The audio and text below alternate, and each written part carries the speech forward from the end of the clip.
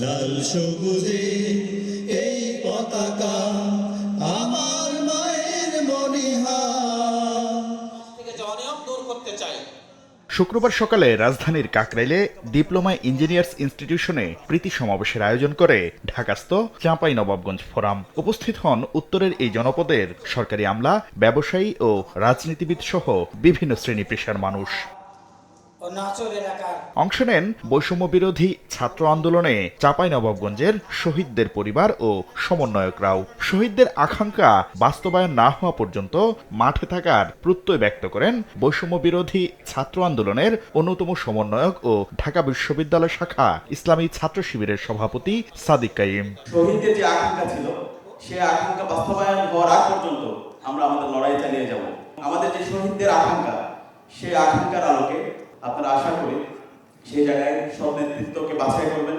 জুলাই স্মৃতি ফাউন্ডেশনের সাধারণ সম্পাদক সার্জিস আলম অভিযোগ করেন, শেখ হাসিনা নিজের বাড়ির পথকে এক্সপ্রেসওয়েতে রূপান্তর করলেও বছরের পর বছর বঞ্চিত উত্তরবঙ্গ।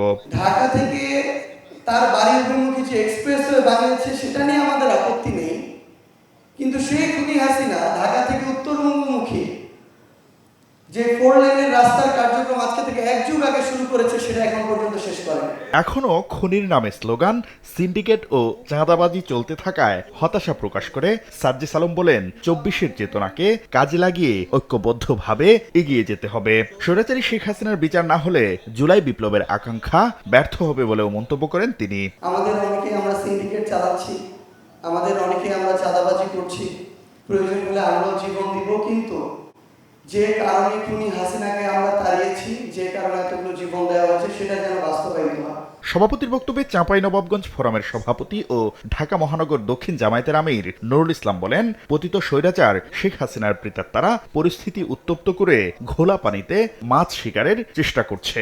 ওই পতিত স্বৈরাচার ফ্যাসিস্ট শেখ হাসিনার প্রেতাত্মারা যারা এখনো নতুন করে বাংলাদেশকে উত্তপ্ত করে তোলার মধ্য দিয়ে ঘোলা পানিতে মাছ শিকারের চেষ্টা করছেন, জনগণকে সজাগ এবং সচেতন হতে হবে। পরে কৃতি শিক্ষার্থীদের সংবর্ধনা দেওয়ার পাশাপাশি শহীদ পরিবারের সদস্যদের হাতে আর্থিক অনুদান তুলে দেওয়া হয়।